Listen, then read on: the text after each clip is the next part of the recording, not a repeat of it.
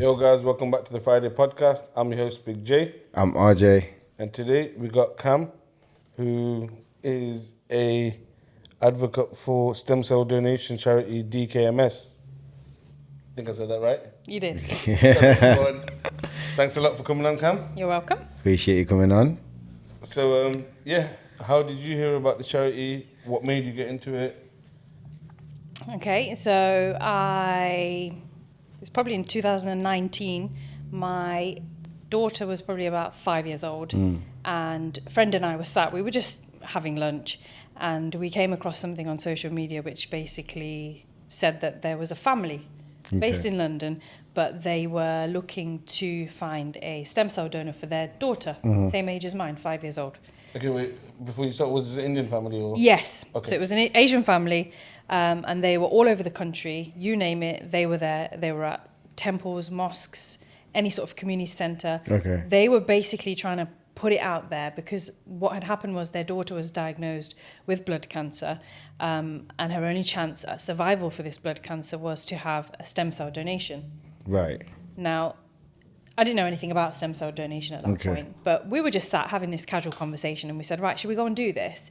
Because we looked at our own children, which were youngest children, which were remotely, they're the same age. Yeah. So we were like, right, let's go and do this. Let's sign up, register, do what we have to do, and maybe that little girl will stand a chance. Was it a long registration process? Did you have to go through a lot? No, so not at all. It was really simple. I think we went to the Swaminarayan Mandir. I can't remember, because it was such a long time ago. We literally went, they talked us through the whole process, explained what they were doing, why they were there, how it works. And it was 3 swabs in your mouth, a total of 3 minutes of your time. They put them in an envelope and they send them off. You get given a donor card, and that then puts you on the global stem cell donor register.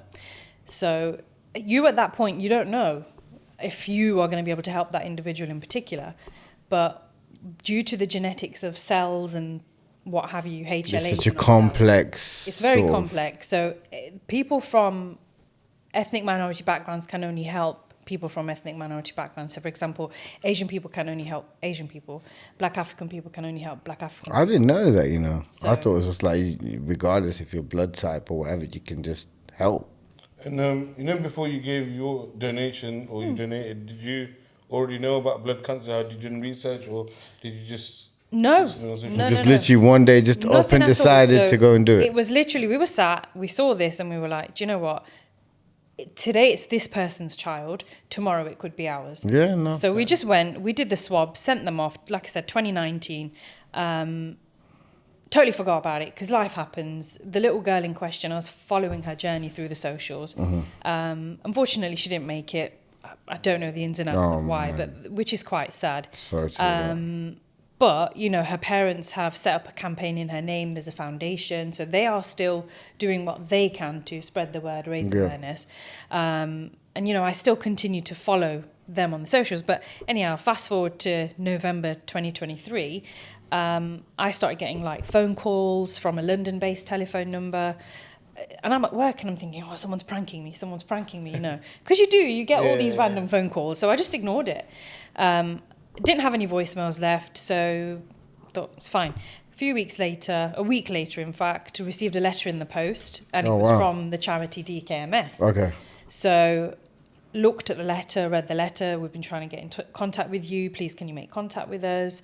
Then looked at an email address that I would have supplied at the time of registering myself for this stem cell register. And there it was. There was an email to say, you've been matched with somebody and we need you. And I was like, wow, okay, I've been sat on this for quite a while. So that made me feel guilty straight away. But, life happens, things happen. So I contacted them and they were really, really pleased because what they said was, okay, so basically you have matched with a patient. So I'm always referred to as the donor and the patient is always referred to as the patient because no personal details are shared at this stage. They said to me, okay, we're going to send you information about what happens next if you want to proceed. Okay. So there was never any pressure on me in terms of, because you're a match, you have to do it. There was no pressure. So it refreshed my memory. They went through with me what the two options of donation would be. So the first donation, which is roughly 90% of what people do, is peripheral. So it's like having your blood taken, you know, when you go for a blood donation. Yeah. But the only difference is they're extracting your blood, putting it through what I call the magic machine, taking out your stem cells and your plasma in these bags, and then your blood goes back in your body. So you're not actually left in a minus of anything. So that's one way of doing it. And the other way of doing it is bone marrow. So 10% of patients will require a bone marrow transplant. And again, that's for the stem cell. So what that means is they will extract not from your spine. A lot of people think it's from your spine, but it's not. They will extract from your hip and take whatever stem cells they need dependent on that patient. So even at that stage, you know, I didn't know who my patient was, what I needed to do. So it was really good. They went through everything. First thing we need to do, Cam, is we need to do a set of bloods. So off I went to the general, had about 6 bottles taken of 10 mil, whatever. It wasn't a big deal. I'm not phobia, you know, I don't have a phobia of needles, so it was fine. Did that. 2 weeks later, it came back. Okay, everything's looking fine and dandy. You're good to go. Okay, what happens next? So what will happen next is we have maybe 3 or 4 donation centres across the country. I think Sheffield, Manchester and London were the 3 offered to me. So I said, I'll opt for Sheffield. It's not that far. Then they said, okay, what will have to happen is you'll have to go and have a medical. So what they mean by a medical is like a full body MOT. Yeah. Just to make sure that obviously your blood's good to give. And Exactly. It's, So to make sure I'm fit and healthy to donate and that what I have is good enough for the patient. Yeah. So there are so many checks that are done before the donation process. But I went for my medical in February, I think it was February half term. So we were off work anyway because I work in a school. My children were off, so they came along, made a day of it. It was fine. Yeah. Literally this year, yeah. So this year in February, and I think I waited about a week or so, and then they made contact again and said, okay, we're happy with everything. We would like the donation to go ahead in March. Are you available? So again, no pressure. Are you available? But then the thought that ran through my head was, oh my God, this person needs me.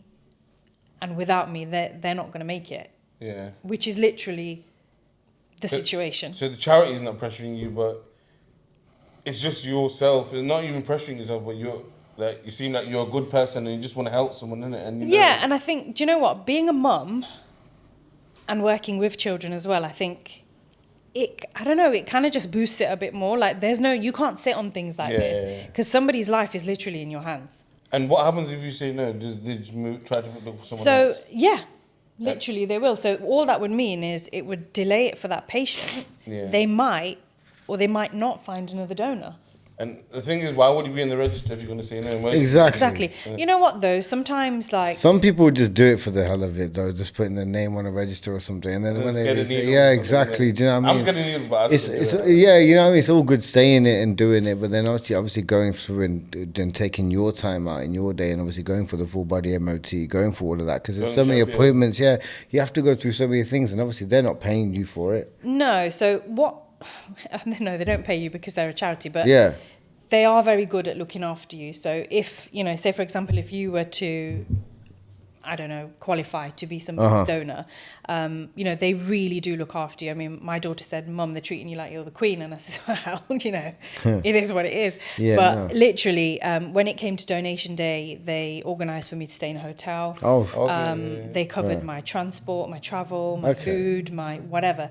Anything that was a cost to me or an expenditure, they covered that cost. Fair enough. So, from a charity perspective, they are doing an amazing job. That's big for a charity to do that, because charities really don't normally go out and do that. And it's not like, I think initially they gave me a hotel which was quite far from the hospital. Royal Hallamshire Hospital is where I did my donation. And I said, look, this is a bit far. I need something which is a bit closer. And again, they were fine because I did have somebody with me, but I opted to drive myself because that's just me. I'm just that person. Yeah. So the procedures like that, you can drive yourself there and back, isn't it?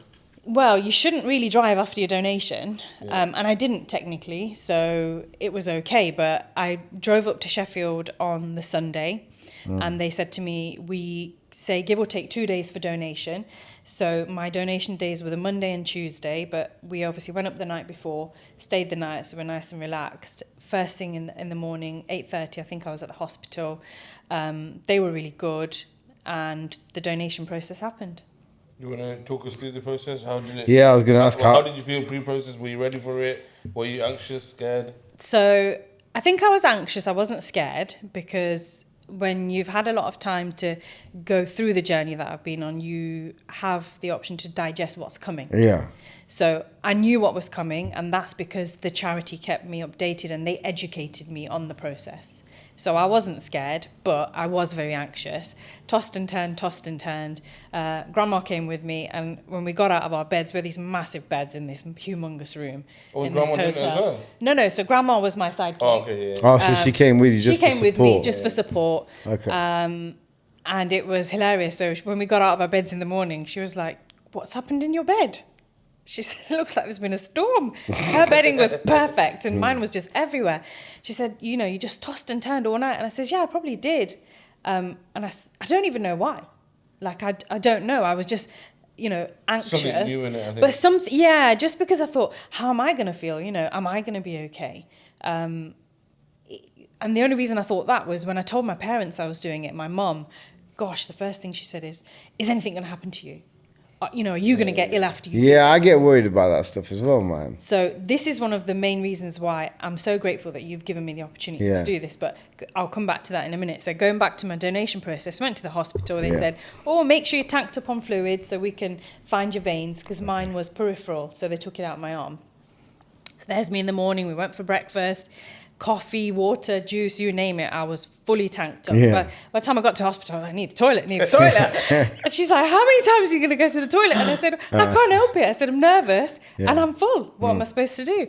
Anyway, thankfully the nurses came along and then they said, right, okay, let's see if we can get this vein. Yeah. So what hand do you write with? I said, I'm right-handed. So this is right. So we have to take it from your left hand and then the re-entry will be in your right hand, just so you've still got your hand to use. And I was like, right, okay. So she was there, when I went for my MOT, they already checked my veins to make sure that they were good enough. Yeah. So check. And she went, right, I'm going to get the machine. And I was like, whoa, what machine? What machine are you talking about? She went, don't panic, it's fine. She said, I'm one of a few nurses that are trained to find veins with an ultrasound scanner. So you know like when you're pregnant, but when you have a baby and you're pregnant, you have a scan. Yeah. So they did it on my arm. So she found the biggest vein going in my arm and she went, right, you ready? And I was like, yep. Pop that one. Yeah, done. Pop that one, in it went, and then she went, right, now don't move your hand until I strap you up. And it took a while because she had to make sure this line was secure. Yeah. And the one in this arm was flexi. So what happens is they take from this arm, the machine does its magic, and then the blood's put back in this arm. Yeah. So it was fine. So I'm sat there, an hour passes by, and I'm like, Grandma. And she's like, what's the matter? I said, I need the toilet. And I was like, Oh, shit, and it's still plugged in? It's still plugged in. So I'm like, in this chair, in this nice, comfortable, like, hospital chair, pillows, you name it. They honestly, when I say they treat you like royalty, it's an understatement. But so I'm sat there, and I'm like, okay. She went, shall I call the nurse? And I was like, I think you're going to have to, otherwise we're going to have a puddle situation. So she called the nurse, and then the nurse came. She went, don't worry, I shall get you a commode. And I was like, a commode? What the hell's a commode? What's a commode? Is that a frying pan? Like one of those things? So a commode is like a portable... Boy, do you know, because I broke my leg? No, because I broke my leg in it, yeah? Obviously, I was in hospital for like a week in it. Yeah. Obviously, I had to shit and piss in it. It was difficult, right? Yeah, so it's like so obviously, like, I couldn't arch my body in it. So what, did your mum bring a tupperware? No. Hold on, yeah. So basically, I need to go to the toilet in it. So obviously, what they had to do, I can't even do it right now, yeah, but literally, I had to arch. It's like, it looked like a frying pan. They had to put on your ass. Shuffle, yeah, you have to like that, yeah. I used to call it the frying pan, innit, bro? Do you know what I mean? Is that what it is? It's a bedpan. Yeah, bedpan. So they bring you like a chair, and it has like a seat in it, and then they kind of put this cardboard pan or frying pan, as you like to put it, in this chair, and you just do your business. Yeah. Because you have one free hand, and they give you wipes and Sani gel and all that jazz, so it was fine. And And I was sat, and I went once, and then another hour later, because you're still having to keep drinking, and they keep feeding you to make sure that you're okay. Oh, serious? So, yeah, do you want tea or coffee? And while you're sitting there, you don't think, oh, if I have tea and coffee, I'm going to have to go to the toilet. Because you forget that you're hooked up to this machine, right? So do you feel drowsy or anything? Yeah, you don't feel nothing. You don't feel nothing. No, not at all. The only thing that happened was they said to me... Do you feel, I'm like Norm and that? Because No, because they really, pad you out. I'll show you a picture later, but they really pad you out with pillows. They make you really comfortable. They'll come and readjust your pillows. So your what's it called? Your non-main hand, basically. Your non-main hand, that one is the one they put dominant, the line non-dominant. That's it. Non-dominant hand is where the line goes in. Yeah. And the other one is free. So I could still access my phone, I could still eat, I could still drink. But this hand had to stay like that. Like that. And I think in total I was probably sat in the chair for maybe 4.5 hours. What, like that? Like that for 4.5 hours. Oh, wow. In the hospital, how many of these magic machines is there, or you just one at a time? No. So it's literally, the room is probably the same as this in terms of size. There was a chap next to me, there was me, and then I think there was another chap. So I'd probably say 3 machines in that peripheral unit. I think it's like, in the cancer when sometimes they're sitting there and they're all in that room on that chair and they have to keep... It's like, how somebody has dialysis? Yeah, it's like dialysis. That's it looks like dialysis. It's obviously, it's not dialysis. Yeah. Were you all Asian at that thing, or was it all No, so there was an English guy who was sat to the right of me, and he was just living his best life. He was doing his thing. He had his headphones on. He was reading. He was watching stuff. And me, I was just like, I had my headphones, but I didn't want to listen to music, or I did for a bit. But then I was looking at my phone and just answering texts, because people will text you and say, what are you doing? How's it going? How's it going? So, you like that. And then, bless them, they even gave me a little stand to put my phone on. But yeah, literally 4.5 hours, 3 bedpans later, or frying pans as you like to call them. We were good to go. The only side effect that I felt was my lip started to quiver. Like, you couldn't see it. Quiver? But it was like quivering, like just wobbling. Oh, wow. But I couldn't see it, but I could feel it, and Grandma couldn't see it, and neither could the nurse. But the nurse did say, if you have any side effects, this is potentially one that you will have, and you'll. I bet you feel it on your teeth, innit? On your teeth. You start to feel tingly. So what that meant is that I needed calcium. So they put me on a calcium drip, and that went straight in because the IV lines were already there. Yeah. And I think I probably had that twice, and then once again the following morning. But it was fine, because I was sat there and I was thinking and we were talking, and the nurse was really good herself. She said, do you know what, Cam? She said, I've been on this register for 10 years. Yeah. She said, I'm a retired nurse and I've come back because I got bored and I love my job. She said, I've never, ever been called to do what you're doing. And it's only when she said it, she said, you do realise that you are a hero. And I was like, oh, shush. And I was like, for me, I never looked at it like that.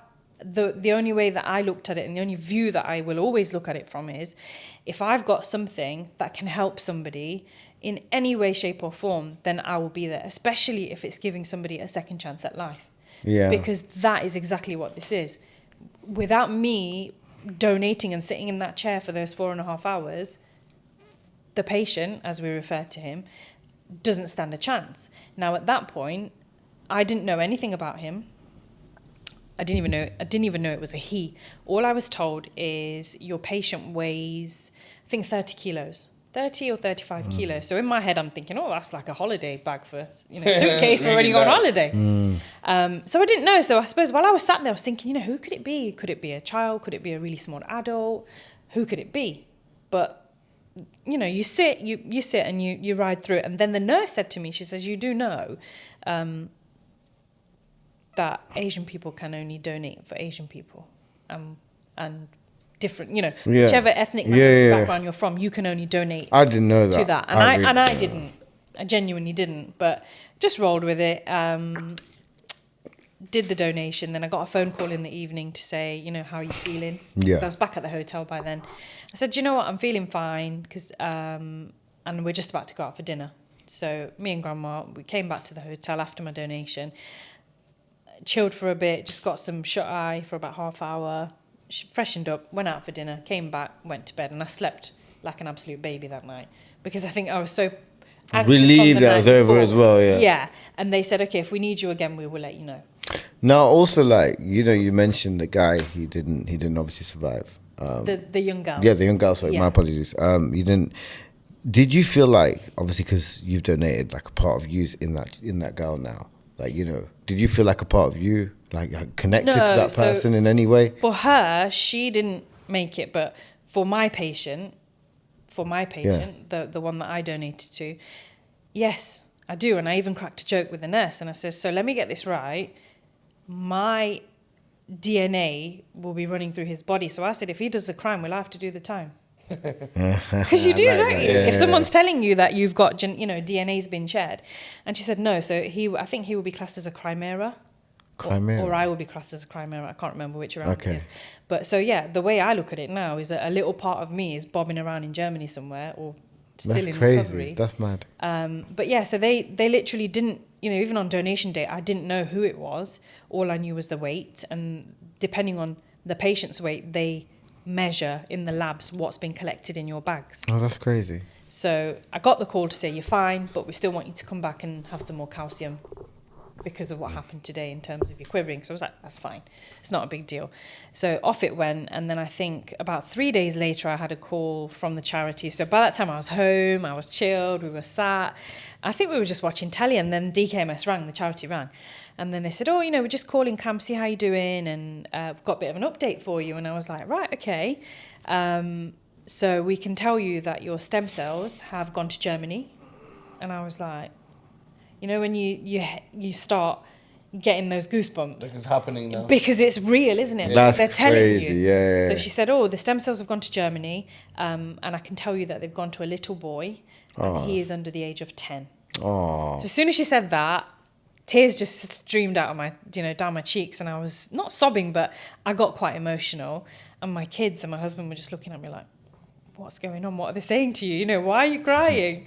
And I just said, look, I'm really, really grateful for the update. Thank you for letting me know. And then she said, I will call you again next week just to catch up and potentially talk about making some sort of communication between you and the patient. Oh, wow. And I was like, wow, okay. She said it will have to be anonymous because rules and regulations apply depending on the country that your patient is from. So it just says patient and donor. Yeah, literally that is it. So I had my little sob and then, told the family, and they were like, wow. And, my daughter is 10. She's 11 now, but at the time she was 10. So immediately I just looked at her and I was like, thank you, God, for giving me that opportunity to do something, because that parent, that mum, that dad in Germany, they didn't know 2 weeks ago whether that child was going to make it. That child was going to live or not, innit? That's Do you know crazy, what I mean? man. And they You literally had someone's life in your hand. literally, and That's- then she said to me, she said, it's taken us a while to get back to you because he had to have intensive chemotherapy prior to the donation of my stem cells, because what they do is they totally wipe out his immune system. So it's like a newborn baby. And then my stem cells are put in to then start and build again from scratch. Oh, wow. So it's the start of a very, very long journey. That is crazy. So did you, after this, obviously you said you didn't know really about the race thing, people who can only, so when you found out and then you've done your first batch, did you go home and do a bit more research and causes, what causes blood cancer and stuff Okay, like that? so I did do a bit more research, and the research that I did was, how can I help more people? Okay. How can I share with people Raise that awareness. doing this is okay, and it doesn't hurt you and it doesn't harm you? Because I think, for me personally, I think within the Asian community there is this humongous stigma.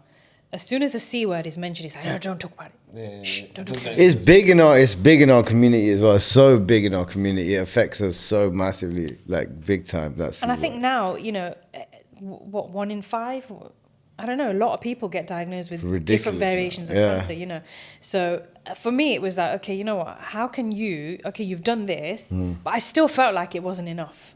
I still felt like I needed to do something more. So I looked into it and I contacted Dkms and I said, look, this is what I've done. I've done this donation. I want to do something else. And they said, well, what would you like to do? I says, I would like to maybe hold a donor registration drive. So what that basically means is you hold an event or you pop up at an event and you speak to people, educate them about what it is, how you can help people. You might never get that call to say, oh, you know, you're up, your number's up, it's your turn to help someone. You might get it in 2 months, in 3 months, or you might never. It's just one of those things you don't know. So I did my homework and contacted the charity, and they said, yes, it's fine. We'll send you out a welcome kit. They asked me where I would be doing my first donation drive, so I chose to do it at the Highfield Rangers Football Club, which is where my son plays. Yep. Spoke to the coach. Immediately he put me in touch with the people in the office. They were amazing. Straight away they were on board. Okay, we've got a family fun day coming up. Would you like a pitch at the family fun day? Perfect. Brilliant. Nice. So let's go with it. Yes, please. And at that point I was like, right, okay, I've organised things before, but never have I ever done an event like this. Yeah. You know. What do I need? What do I need? How many people do I need? How many bodies do I need? The charity was amazing. They were on it, you know, took all the information, asked me to find out information. For example, what's the footfall at the event? If they had it last year, what was their footfall last year? So the reason they ask all these questions is they then know how many kits to send me, swab kits. Yeah. Which is how you swab and get people on the register. And then it was... That's what I was going to ask you. Do you know you said initially that in 2019 you got on the register? Is that how you did it? You went to the Mandir and there was a swab? Yeah, that's it. I went to the Mandir.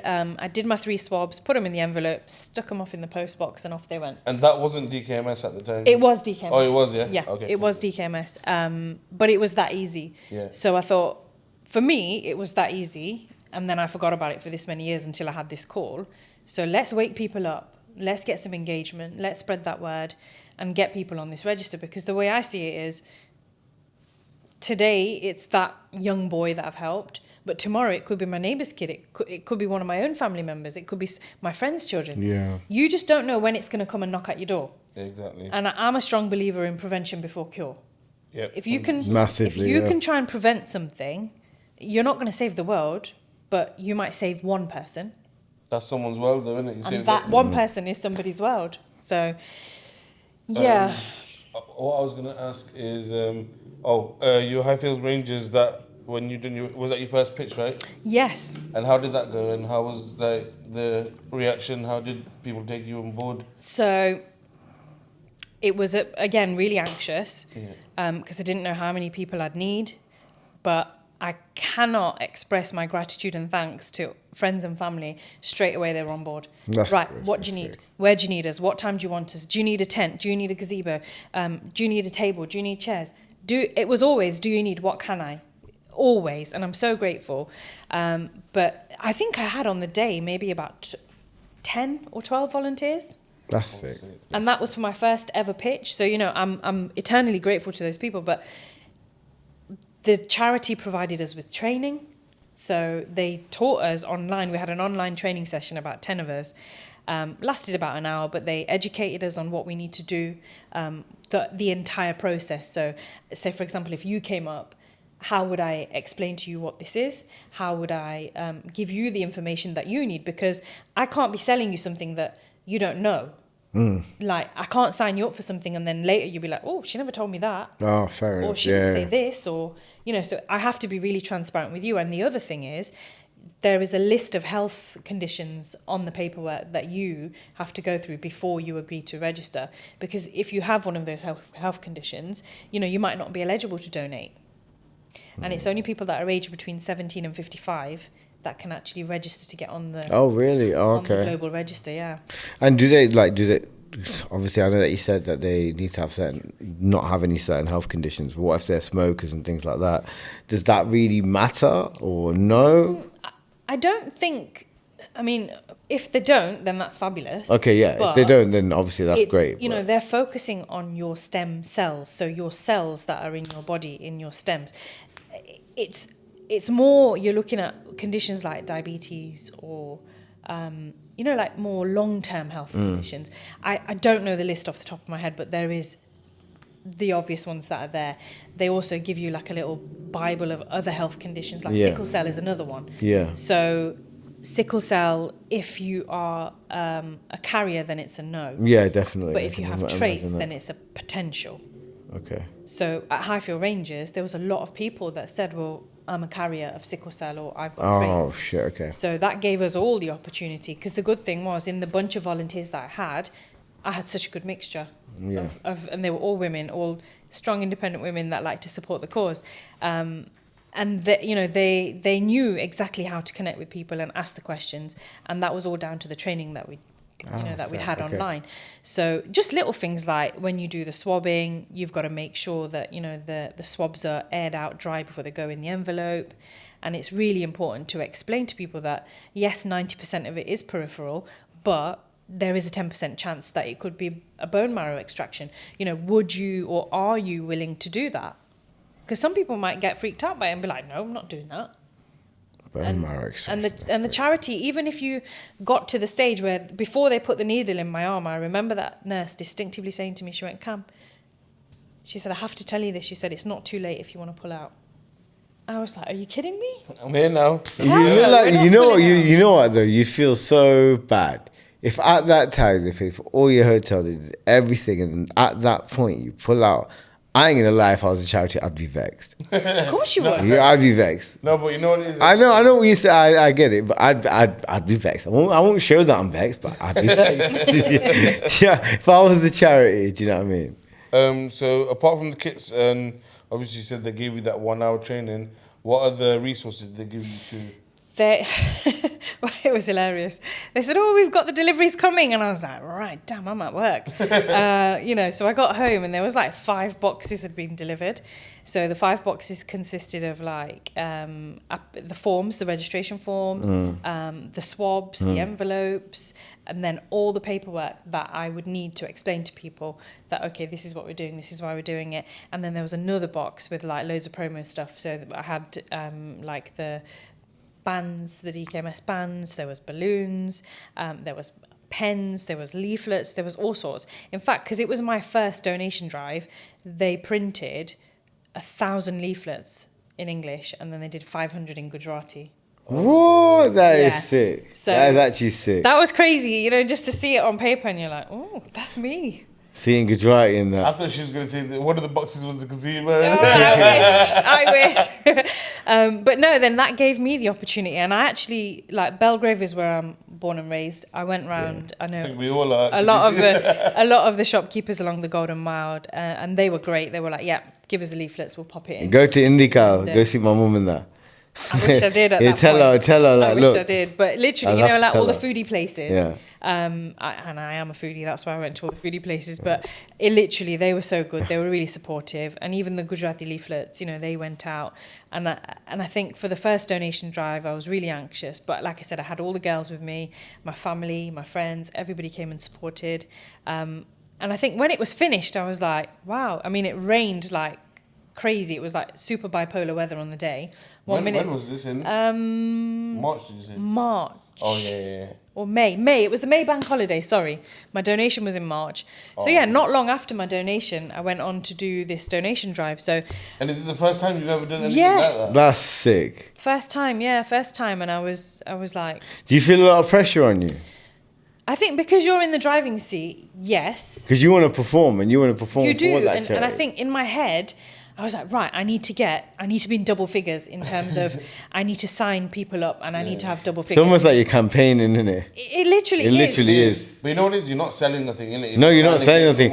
You're basically believing, the thing is you're believing a purpose that, that is something's going to save somebody's life. So that's amazing. So obviously you're going to have that drive to go out and do it. That's amazing. This is it.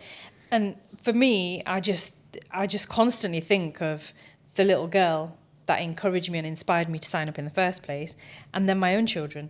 And I just think, I don't want anybody to ever have to be in that position where just because nobody put that word out there, there's less numbers on that register of Asian people or ethnic minority background people. For me, it was really important. We wrapped up on the day, and it was fine. And I think I did go into double figures. Not in the... Congratulations on that. Thank you. Man. Not in the double figures that I wanted. No, but still, it's your first campaign and you got into double figures. So yeah, and I think I'm one of those, I'm a sucker for setting myself targets. Yeah. So I was like, right, that's that one done. Where can we go next? Okay, I got a good question. What did you learn from you first? What did I learn? That is a good question. Be prepared for all sorts of weather. Yeah, definitely. Definitely. And don't be afraid to expose it. Yeah. Don't be afraid. Because I think I was a bit shy, and I'm not the shy type for everyone that knows me. I'm not a shy person. No, I don't remember you being a shy person. But on the day, I was like, oh. And they said, oh, we might give you a few minutes on the stage. And, deep down inside, I was like, no, I don't want to go on stage. I was like, I'm happy to stand here and chat. But the irony was, because the elections and the voting was coming up, you name it. That day, I bumped into Claudia Webb. Never met the lady in my life, but I saw her. I met the new Leicester Lord Mayor. I met another Zafar Huck, I think. And they were just coming. And the good thing was they were interested. They were interested in the cause. It's good when you get those people sort of interested in the cause. Yeah. It kind of like brings attention to it. Definitely. You know what I mean? Especially in Leicester. Definitely. And there was a few other charities that were there on the day, and they were like, right, take our details. When we do something else, we want you to come along. We want you to come to our centre. We want you to do a talk. We want you to spread the word, basically. That's networking, isn't it, man? Literally, straight away, yeah. But yeah, we finished, and, Dkms, then what happens is you contact them and arrange a collection. So any swab kits that you have, any forms that have been done, any surplus paperwork, everything has to go back. So I was like, right, and I was back at work then, because it was just that one bank holiday. So I actually had everything collected from my work. My work are awesome. So the postman came and he went, how many boxes have you got? Sorry, mate. I said, I've got about 5. But, they collected it. Everything went back. And then I just sat and I thought, what can I do? I wasn't satisfied. Yeah, I think that's what it was. I didn't feel satisfied with what I'd done. So I wanted to do a bit more. And then somebody said, oh, Avanti Fields, the new school, are having a... Open day? No. What do you call it? A family fun day or something. Yeah. And I was like, oh, okay. Then somebody put me in contact with somebody who then, passed it along the chain. And then eventually they said, oh, yeah, if you want to have a pitch, then most definitely you can. You're welcome. So I was like, oh, okay. So now that I knew what to do, how to do it, how to deal with it in terms of numbers, volunteers, people, I felt a lot more confident. So I took the opportunity, grasped it with both hands, and I went and I did it. And again, that day as well, we went into double figures. Wait, so, first time you said you had to send everything back? Yeah. Was that all the leaflets and everything? Or Yeah. then you have to order it again? Everything goes back, and then you contact them again, fill in a fresh form, say, right, I'd like to do another event. And I'm just... Don't they recycle anything then? They must do, but you have to send it back. Oh, because really? Okay, they probably want to see how the turnout was for you or whatever. Yeah, so they're not see the to numbers know that you that- handed How out. many are you giving out and stuff like that? They're not to know that I'm going to want to do it again. So what's the point of me keeping all those application forms and those leaflets? And Okay, so they want to know how many times you do it, this, that, the other. So- Okay, fair. start again, fill in the request to say I'd like to do another one. And this time I thought, right, I've never been to the school. But I know that obviously it's densely populated with Asian people, so I thought, right, we could be onto a winner here. So I just said, maybe minimum 1,000 people footfall. I thought I'll just take a hit, if anything, So my boxes came, and I was ready to go again. And this time I thought, right, you know what? Everybody put themselves out there when I did the last one. So this one, I'm going to play it calm a bit, and I'll have about 4 of us, not 10. So they were really quick to put their hands up and say, me, as long as I get to keep a T-shirt. And I was like, you can keep the Pumin T-shirt, it's fine. So they came, bless them, they supported. And again, that day, there was a lot of campaigners that were there. I even met Gulshan Grover that day. He's been, there's a few actresses and actors that have been around recently, isn't it? He was with Mr. Vaz. Oh, yeah. I saw that jungle video with him. Yeah, so... For those that don't know. Oh, yeah, big up Shivani Rogers. Yeah, Shivani Raja, I was just going to say, Conservative. coming on to Shivani Raja, Community leader. she was amazing. She actually signed Is up. she? Oh, is she? She actually signed up. Could you tell to respond to my message from the podcast? Shivani, please respond to his messages. Shivani. You're a good lady. Do it for the community. No, I think, you know what, yeah, obviously, how I see politics, yeah, is that they promise you something, you vote for them, and then it never comes through, so hopefully this time she'll change But something. look what Keith Vaz came through with. He promised, he delivered, bro. No, but she said she's a woman for the people. So Yeah, she is. Yeah, she you know she what? seems genuine as She well. seems She genuine. seems She very seems like she's genuine. got her head screwed on straight. Hopefully, we've had Devan Sharma on. You know what I mean? So I hope she sticks to what because she does seem like she's for the people, 100%. So the Vanderfields, how did that one go? How many? That one went double well. figures? Again, we went into double figures, and I was happy because I thought, you know what, that's another, I'm trying to think, 11 or 12? Not as many as the previous time, but that's still another 12 people on that register that were not on there before. You got to think as well, yeah? You know these 12 people, they've gone home, they've told their partner, they've told their this, they've gone to work the next day, they told everyone, oh yeah, I went to this thing and I donated. They might put it in a WhatsApp group or say, oh, here's Dkms. Yeah. That's how you raise awareness, isn't it? So this is it. So tagging, socials, everything, I mean, there was a lot of talking that I did that day and even on the first drive, but people want to hear it, people want to know. Oh yeah, 100%. They want to know, and that the beauty of this second one was people stood there and they gave you their time. It wasn't a case of, I need to go and get on that fairground ride over there, or they were willing and wanting to help. There was a lovely couple, bless them, both of them signed up straight away, no questions. They, we went through everything with them, and they had children. And I don't know if it was the story that inspired them. This is a question. Yeah. Did you see a lot more people signing up with children or without children? I'd say with. With. Okay. Yeah. I think they can relate. That's why then. With. Even with your story, like you say, you helped someone who's like very young. My question is it, when you explain to people, do you think that you're changing people's perspective, or do you feel like you're just informing them? I would like to, I would like to think that I am changing their perspective.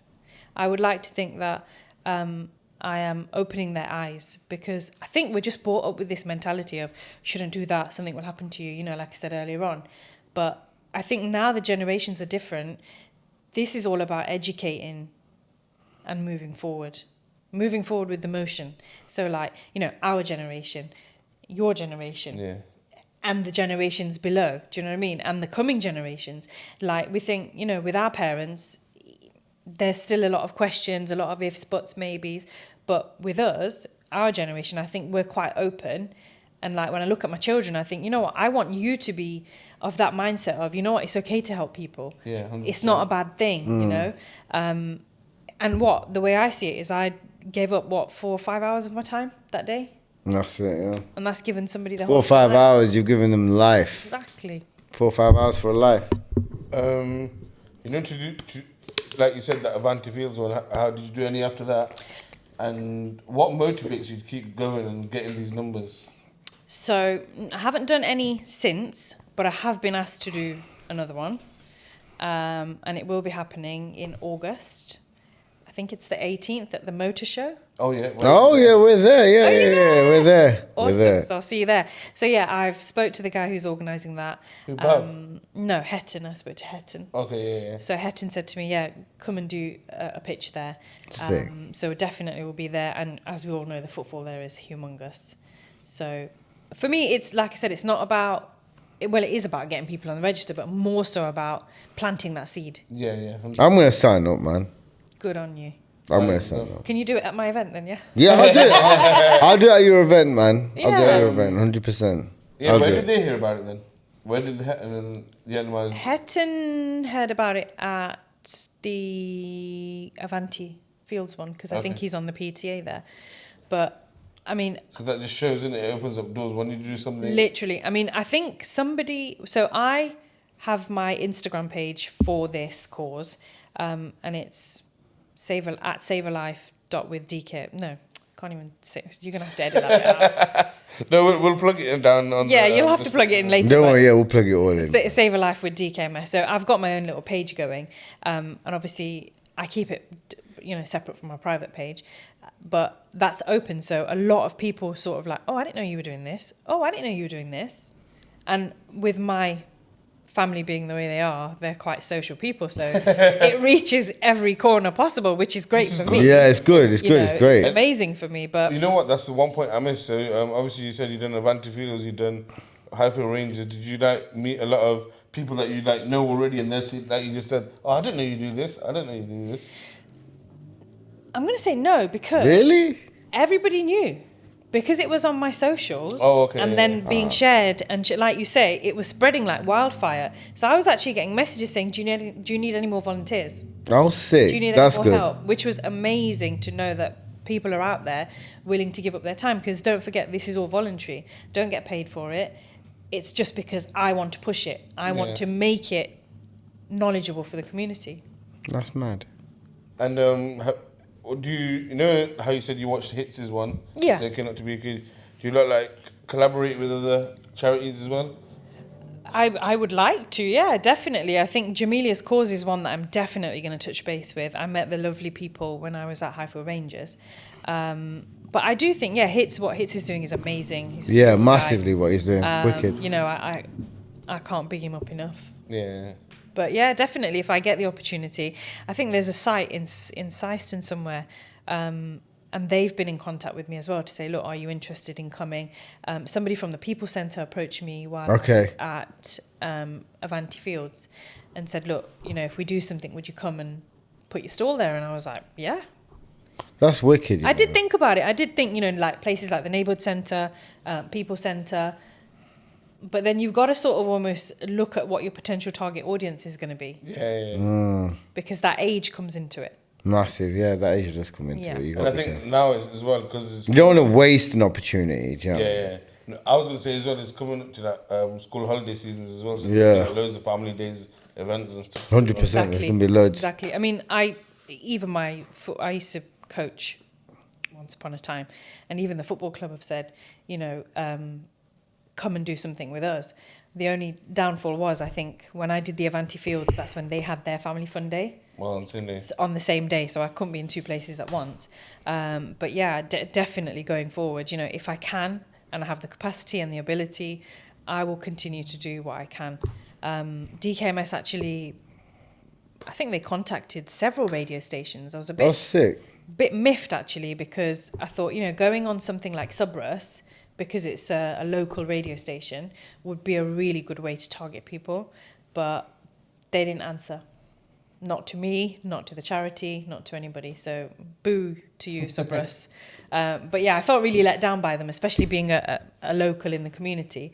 But that being said, BBC contacted me. Subrus is like a local voice, isn't it, man? This is it, and that's why it made me really sad. I'll just knock on the door, man, because you just do that. Why you do I did think that, but then I thought they're going to think, I can't even, you know, some vigilantes at the door knocking. You know what? Yeah, I've always wondered what's in that building. You know, it's a bit. You know, I wanted to apply to do our R&B show once years ago. Time ago. Yeah. I bet you're still waiting to hear back. Yeah, I'm still waiting. I emailed them when I was, this is like going back, I was young, man. I pop into my music. I said, let me be a DJ, radio DJ, and have my own little session at night. Wow. But yeah, so the charity contacted the BBC. Yeah. BBC Radio Leicester invited me in. I did an amazing interview with this chap called Ben Jackson. Again, I was really like, oh my God, I've never done something like this, you know. And he was so lovely. And he said he wants me to go back because he wants to continue and get an update on the story. Because my story with my patient has grew, and I'm so grateful to God that it has. That's sick. So I wrote him a letter, and it got lost. Oh. I know, really sad. So they only told me that last week, and they said, we've got some good news and bad news. I went, right, give me the bad news first. So they said, your letter and your gift have unfortunately gone missing in the post. Oh my. Between here and Germany. And I was like, right, that's the bad news. And she went, yeah. I said, that's minor. I said, tell me the good news. And she went, the good news is your patient's thriving. I was like, oh, wow. That's brilliant. That's all I needed to hear. That's all you need to hear, innit? I said, that is all I need to hear. I said, the card and the present, I said, I'll reorder that. In fact, It's come. It's ready. I just need to get myself to the post office and I'll send it again. That's minuscule to me. Yeah. But knowing that he is getting on really well and he is getting better is good for me. That's sick. That's good, man. You know what? Congratulations. I was going to say, well done for that, man. You helped them. That's so big. And you kept contact and you still helping them, sending them stuff.